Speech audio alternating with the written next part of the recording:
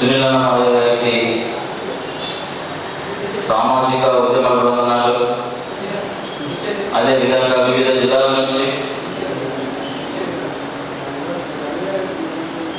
ఈ నిజామాబాద్ జిల్లా ప్రెస్ క్లబ్లో ఏర్పాటు చేసినటువంటి ముఖ్య కార్యకర్తల సమావేశానికి వచ్చినటువంటి నిజామాబాద్ జిల్లా మాదిగ హక్కులదారుల కుటుంబ సభ్యులందరికీ మరియు పత్రిక, ఎలక్ట్రానిక్ మీడియా రిపోర్టర్స్ అందరికీ మా యొక్క మాదిగ హక్కులదారుల రాష్ట్ర కమిటీ తరఫున పేరున మీ అందరికీ కృతజ్ఞతలు తెలియజేస్తూ, ఈ కార్యక్రమం ఒక ముఖ్య ఉద్దేశం మనం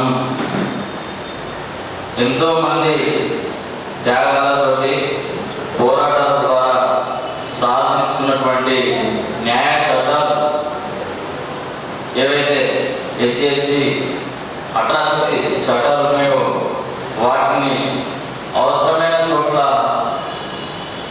అవినీతి రహితంగా నిజాయితీగా ఒక ఆ చట్టాన్ని బలపరుచుకునే విధంగా ఉండాలి. కానీ కొంతమంది స్వార్థపరులు తమ ప్రయోజనాల కోసం ఈ యొక్క చట్టాన్ని వాడుకొని ఎస్సీ ఎస్టీ చట్టం విలువలను కాలరాస్తారు. కాబట్టి దాని మీద మనం ఇంతకుముందే సెప్టెంబర్ 2023 భారతదేశంలోనే కొత్త న్యాయ చట్టాలను ప్రవేశపెట్టి జూలై 1 మొన్నటి నుంచే జూలై 1 2024 నుంచి మనకు కొత్త చట్టాలు అమల్లోకి వచ్చినాయి. ఇండియన్ పీనల్ కోడ్ తీసేసి భారత న్యాయ సంహిత మరియు సిఆర్పిసి దాని స్థానంలో బిఎన్ఎస్, బిఎస్ఎస్ ఇలా 8 యాక్టులు కఠినమైనటువంటి శిక్షలతోటి మన భారతదేశము ఉన్నతమైనటువంటి న్యాయస్థానాలు తీసుకున్నటువంటి ఆ చట్టాలను రూపుమార్పడంలో కొంత మా వర్గాలకు మేలు జరుగుతుందని మేము ఆశిస్తున్నాం. అదే తరుణంలో అలాంటి దృఢమైన చట్టాలను ఒకవేళ వాళ్ళ స్వార్థపూరిత ప్రయోజనాల కోసం వాడుకుంటే మాత్రం మాదిగ హక్కులదారుల తరఫున మేము హెచ్చరించి చెప్తున్నాం. కాబట్టి ఎక్కడ కూడా అలాంటి ఎస్సీ ఎస్టీ చెట్టి వంటి చట్టాలను వాడుకొని వాటిని దుర్వినియోగపరచొద్దని ఈ సభాముఖంగా పాత్రికేయ మిత్రుల ద్వారా వారందరికీ హెచ్చరించి చెప్తున్నాం. రాబోయే తరుణంలో ఆ చట్టాల మీద అవగాహన కల్పించడానికి మాదిగ హక్కులదారుల రాష్ట్ర కమిటీ అన్ని జిల్లాల వారీగా ఆ చట్టాల మీద అవగాహన కార్యక్రమాలను తప్పనిసరిగా నిర్వహిస్తాం. ఈ కార్యక్రమానికి ముఖ్య అతిథిగా వచ్చేసినటువంటి మా రాష్ట్ర అధ్యక్షుడు రేగుంట సునీల్ గారు మాట్లాడుతున్నట్టు తెలుసు. హృదయపూర్వక సామాజిక ఉద్యమ నమస్కారం. నేను రేగుంట సునీల్ మాట్లాడుతున్నా. మిత్రులారా, ఉద్యోగించి వాళ్ళకు సమాజంలో గౌరవం కల్పించడానికి, ఇతర వర్గాల నుండి రక్షణ కల్పించడానికి, అందరూ సమానం అనేటువంటి భావాన్ని వ్యక్తపరచడానికి ఎస్సీ ఎస్టీ అత్యాచార నిరోధక చట్టం 1989 రూపుదిద్దుకుందనేటువంటి విషయాన్ని ఈ సందర్భంగా దృష్టికి తీసుకొస్తున్నారు. అంటే ఎంతో మంది మీద దాడులు జరిగిన తర్వాత, హత్యలు అత్యాచారాలు జరిగిన తర్వాత వాటిని నిరోధించాలని దళిత గిరిజనుల పోరాటం చేసిన తర్వాత, ప్రజాస్వామికవాదుల మద్దతు తర్వాత ఈ చట్టం రూపొందించబడ్డది. ఆ చట్టాన్ని తీసేయాలని గతంలో పాలకులు కుట్ర చేస్తే ఆ కుట్రలను అడ్డుకొని గల్లీ నుంచి ఢిల్లీ దాకా దళిత గిరిజన సంఘాలు, ప్రజలు, ప్రజాస్వామికవాదులు ఉద్యమం చేసి రక్షించుకున్నటువంటి విషయాన్ని, దాంట్లో మా మాదిగ హక్కులదారుల కూడా భాగస్వామ్యమై ఢిల్లీలో కూడా ధర్నా చేసినటువంటి సందర్భాన్ని ఈ సందర్భంగా మీకు గుర్తు చేస్తూ, ఈ ఇంత గొప్ప చట్టం, ప్రజలకు ఉపయోగపడాల్సినటువంటి చట్టం, దాడులను అరికట్టాల్సినటువంటి చట్టం ఒకరిద్దరు స్వార్థపరుల వల్ల వారి రాజకీయ కక్షల కోసమో, వారి ఆర్థిక ప్రయోజనాల కోసమో వాళ్ళు వాడుకొని బ్లాక్మెయిల్ చేయడం ద్వారా ఆ చట్టానికి ఉన్నటువంటి విలువ పోయేటువంటి ప్రమాదం ఉన్నది. ఒక గొప్ప చట్టానికి ఉన్నటువంటి విలువ తీసే అది ఈ చట్టాన్ని వ్యతిరేకించేటువంటి శక్తుల కుట్రలకు ఇది ఒక పావుగా ఉపయోగపడేటువంటి ప్రమాదం ఉన్నది. కాబట్టి ఎస్సీ ఎస్టీ అట్రాసిటీ చట్టాన్ని ఎవరు దుర్వినియోగం చేసినా తప్పకుండా వాళ్ళ మీద దండోర మోగిస్తాం, వాళ్ళ మీద ఫిర్యాదు చేస్తామని చెప్పేసి మేము ఈ సందర్భంగా మాజీ హక్కుల దండోర తరఫున హెచ్చరిస్తున్నాం. నిజంగా దాడులు జరిగినప్పుడు జెన్యూనిటీ ఉంటే మీ తరఫున కొట్లాడే కాదా మార్గ దండోర కొట్లాడే కాదా ఉంటుంది.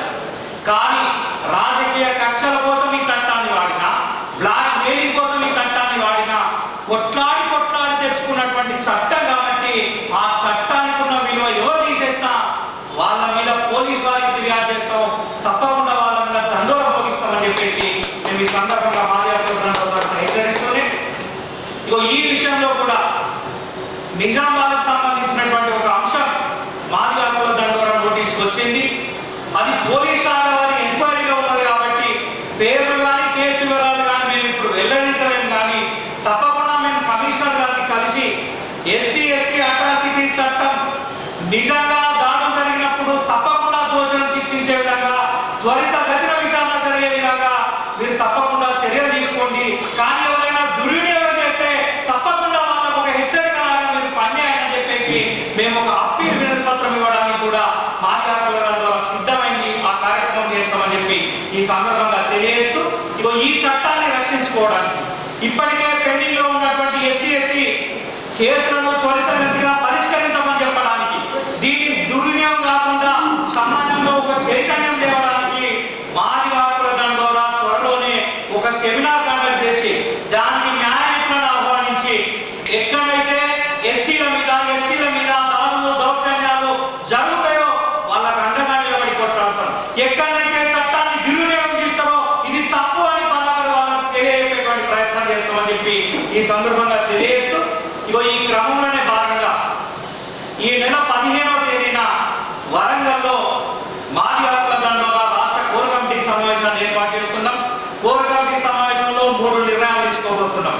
ఒకటి, టిఆర్ఎస్ ప్రభుత్వం మాదిగలను వంచిస్తే కాంగ్రెస్ పార్టీని నమ్మి మాదిగలు ఓట్లేశారు.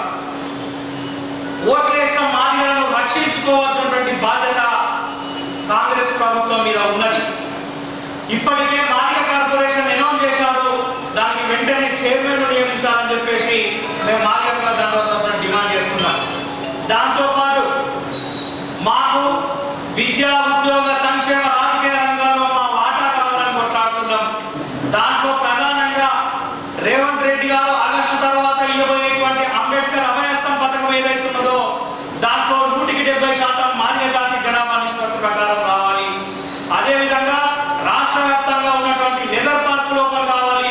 మన ఆర్మూర్లో ఉన్నటువంటి లెదర్ ఫ్యాక్టరీ కూడా ఓపెన్ అయితే ప్రత్యక్షంగా పరోక్షంగా 5-6 వేల మందికి ఉపాధి దొరుకుతుంది. కాబట్టి దాన్ని కూడా ఏర్పాటు చేసే విధంగా, నిరుద్యోగులకు ట్రైనింగ్ ఇచ్చేటువంటి విధంగా ప్రభుత్వం చర్యలు తీసుకోవాలని చెప్పేసి కోరుకుంటూ ఎస్సీ ఎస్టీ అట్రాసిటీ చట్టాన్ని ఖచ్చితంగా కాపాడుకోవడం కోసం, దుర్వినియోగం కాకుండా చూసుకోవడం కోసం, మా వర్గాలకు అవగాహన చైతన్యం కల్పించడం కోసం త్వరలోనే ఒక సదస్సును కూడా కండక్ట్ చేస్తామని చెప్పేసి ఈ సందర్భంగా తెలియజేస్తూ నాకు ఈ అవకాశం ఇచ్చినటువంటి పాత్రికేయ మిత్రులందరికీ, మీడియా మిత్రులందరికీ కూడా హృదయపూర్వక సామాజిక నమస్కారం.